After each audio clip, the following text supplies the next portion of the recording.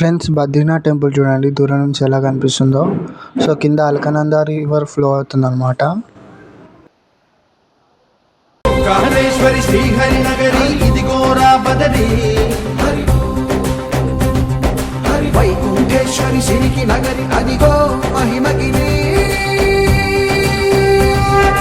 Friends, daily night time Badrinath temple మీద different lights అయితే వేస్తూ ఉంటారు.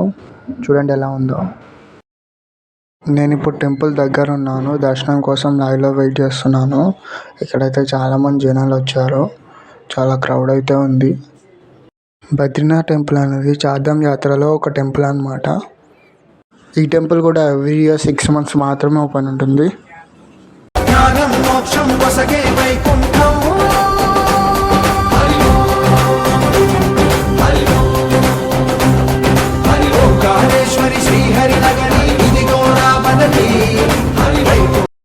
ఫ్రెండ్స్, నేను ఇప్పుడు టెంపుల్ లోపలికి ఎంటర్ అవుతున్నాను.